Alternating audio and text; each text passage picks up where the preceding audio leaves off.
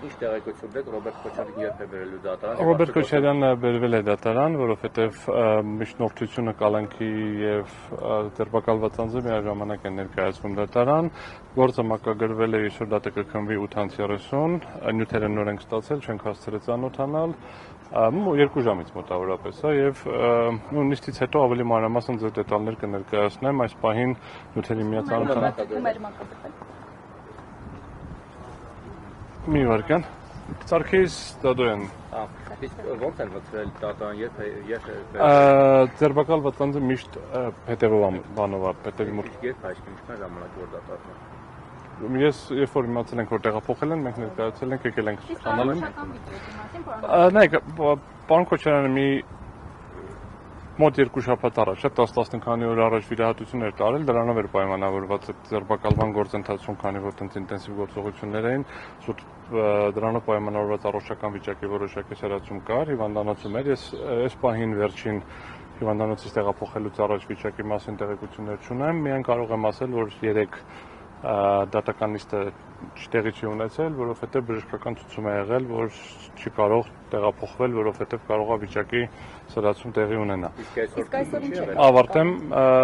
ուրեմն վիրահատությունը ենթադրում է, որ մոտավորապես մի ամիս ռիսկային գոտի է եւս 3 ամիս պետք է հասկողության ներքո գտնվի անձը, այդ հետվիրահատական, այսինքն ինքը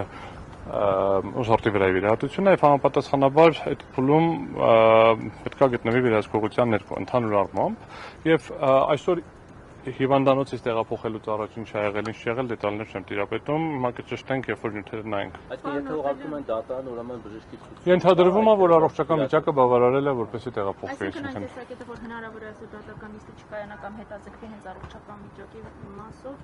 այդպես չի լինելու։ Նու այս պահի դրությամբ ես չեմ կարող գուշակել, հիմա տարբեր պատճառներ կարող են լինել, չէ, հիմա ուզում եմ ասեմ,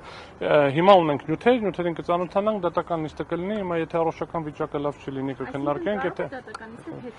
Նայեք, առողջական վիճակի խնդիր կունենանք, կդիտարկենք, խնդիր չենք ունենա, չեմ կարող ասել, եթե ես հիվանդանոցից չեմ եկել եւ ինչ մեքենայով եմ տեղափոխել, չեմ կարող ասել։ 8:30 լինել։ 20:30 այո։ Պարոն Արաբելյան, Վերջին հարցն պատասխանը։ Տպավորությունը, որ այսինքն ամեն գնով ուզում է հակակոռուպցիոն կոմիտեն տանել կալանքի երկրորդ նախագահի, որտեղ 3 ոնց հասկացան 2 անգամ ինքնորոշություն են ներկայացել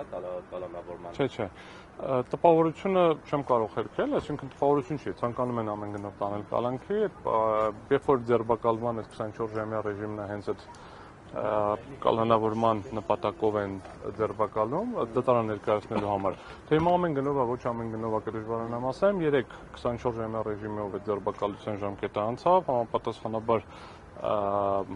հնարավոր չէ, դրանից հետո նոր ձերբակալության որոշում են ընդունել, այստեղ հիմա շատ չդետալացնեմ, դրա մասին որոշակի դիրքորոշում ունենք դրա օրինականության հետ կապված, դա դատական նիստով կանդրադառնանք եւ դրանից հետո ավելի մանրամասն կներկայացնեմ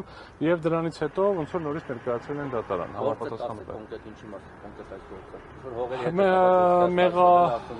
Մեղադրանքը այնքանով ներողություն եմ խնդրում, թողնենք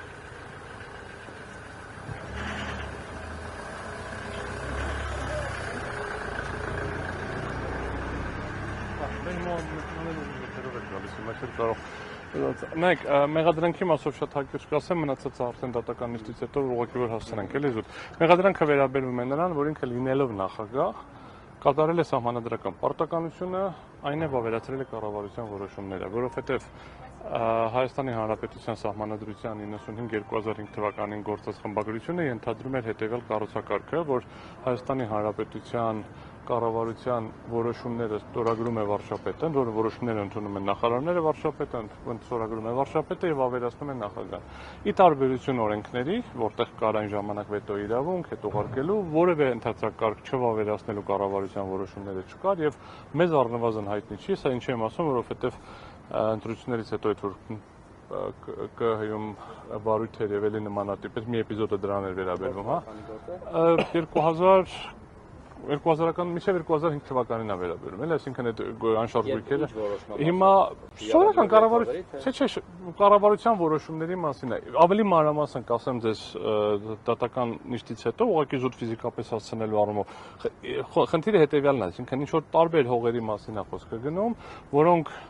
վաճառվել են ինչ-որ ընկերությունների, որտեղ ուղղակի տեքստում պարոն Քոչարյանը դրանց մեծ մասին ընդհանրապես տեղյակ չէր, այսինքն չի իմանում ինչա, հիմա պետք է մենք նայենք հասկանանք ինչ նյութերը ինչա ոնց է։ Մի մասը ինչ որ մարդկանց հետ վերջնական, ասենք մի քանի վաճառքից հետո մարդկանց է պատկանում, ովքեր ինչ որ առնչություն ունեն Ռոբերտ Քոչարյանին, բայց ուղղակի իրեն պատկանելու կամ ինչ որ անձնական շահագրգռվածության հիմքերը չենք տեսնում։ Դրա մեջ է մտնում նաև հողերից մեկը Պլեսիցի ինքն էլ ժամանակ եղել է պաշտպանության նախարար, Անդրանիկ Մարգարյանը եղել է վարչապետ, Էլնեղով կար Երևանի քաղաքապետներ ոնց որ այն ժամանակ գնահատում է, որ Սարգսյանը նկատում ընդհանուր շորագրություն Բովանդակային չեմ տիրապետում, ընդհանրապես այս գործին բացասական են վերաբերվում դրա գոյությանը։ Եվ Սերժ Սարգսյանի մասով եւ Ռոբերտ Քոչարյանի մասով, առավել եւս Երջանկայի շտակ Անդրանիկ Մարգարյանի մասով։ Էլի, այսինքն այս արդեն քրեական դատավարության օրենսգրքի որոշակի տեխնիկական մեկնաբանության արդյունքով կիրառում են, որ առաջին դեպքը չի վերջին մի քանի ամսվա մեջ Գորիկ Հակոբյանի հետ դեպքում եղավ ոնց որ հայկարությունն մի քանի դեպք ունեցանք։ Ես ներողություն եմ խնդրում, 8-ից քեզ երբ որ մենք կգանք նիստը կլինի, նիստից հետո եթե այստեղ կլինենք հետաքրքիր կլինի հարցերին կպատասխանեմ։ Ձեզ լավ երեկո։